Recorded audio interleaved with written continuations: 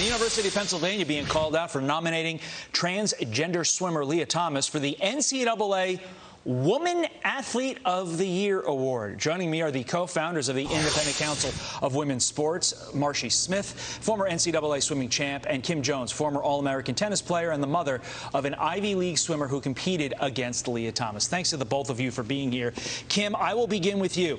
At this point, aren't the far-left activists that run UPenn basically just taunting us by nominating Lia Thomas for this award that heretofore, up till this point, was only given to women?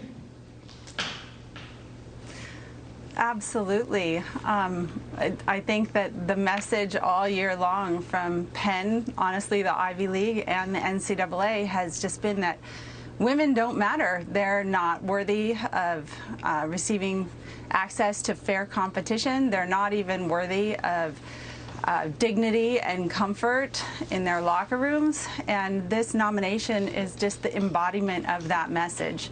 So it's humiliating, it's devastating, it's really frustrating to understand where the current NCAA and Ivy League, and especially Penn's stance is on the value of women in modern society. It's frustrating. Your daughter, think of all the early mornings, the late nights, the stretched out days trying to practice, putting all that time and effort in to become the top at her sport. As a woman now, college woman, if you will, to have this happen to not only her sport, but to all of NCAA athletics.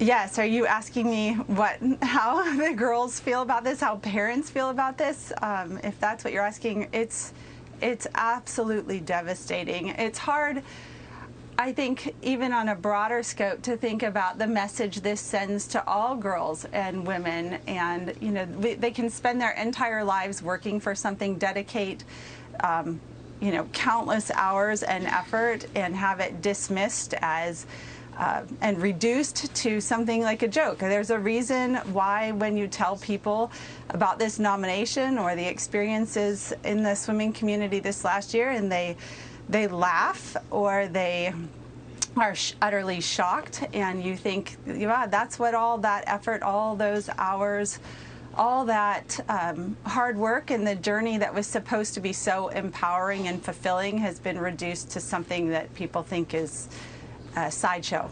It's really frustrating. Marshi, I want to bring you in here. The Young America's Foundation responded to this nomination of Lia Thomas, saying this: UPenn must have forgotten that in order to qualify for the NCAA Woman of the Year award, one must actually be a woman. There is nothing brave about competing against people whom you have a biological advantage over. Shame on them for nominating Lia Thomas. Marshi, doesn't that continue to be the crux of the issue here, an uneven playing field? Oh, absolutely. I mean, there is a biological difference between men and women. And, you know, if we can't agree that that foundational truth is a reality, then how can we protect our girls and women? And, you know, this nomination is not only affecting women swimmers at this point, but it encompasses all athletics. So across sports now are going to be affected, and these women who have excelled not only in athletics but also in academics and community service, these are some of the most well-rounded women in the country. And to think that now women across different sports are going to have to directly compete with a male competitor is crushing, to say the least. There is this, though, ladies, a federal judge just blocking the Biden administration's Title IX directive, which, quote, aimed to protect from discrimination by allowing students to participate in sports and permit trans students to use whatever bathroom aligns with their gender identity. Again, the judge said, hold your horses here. No go to the Biden administration. Kim, is the tide turning somewhat now that parents are waking up to what is happening to their kids, what they're seeing on a day in and day out basis, overrunning our high schools and our colleges? Oh, I absolutely believe it's turning. I mean, I was completely unaware that we were facing this issue in our culture these days, in our society, until just, at the start of this last swim season. So I think people are waking up. It's becoming more visible. I can tell you from my standpoint, once I realized how entrenched this was, I kept holding out hope that those in positions of power would be objective and honest and would decide to stand up for women. But now I know that they need a heck of a lot more encouragement, and we need to put our foot down. I'm not leaving this legacy for my grandchildren. It just, there is no way. So, and I can encourage anyone who's sitting on the fence about talking about this. It's empowering and it's freeing in order to stand up and say the right thing and to be a part of the tide changing. And I do think it's really important that the federal judge came back to the Biden administration the way he did. We now know that it is 100% legal to enact legislation and to back that legislation up to protect women's sex-based rights in every area. Yeah, I think it shows that in order to win on this issue, you're going to need the courts. Marshi, how significant of a win is this for your side? What's your reaction to the big win in this case? Oh, it's something to celebrate, particularly for the 20 states involved.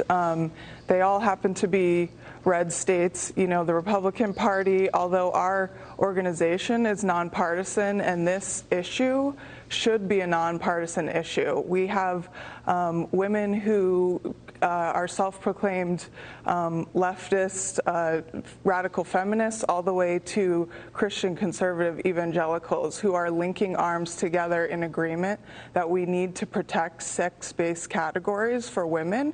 And for these 20 states to step out and really take a stand against the Biden administration, that is a motivation to the rest of the country to get on board.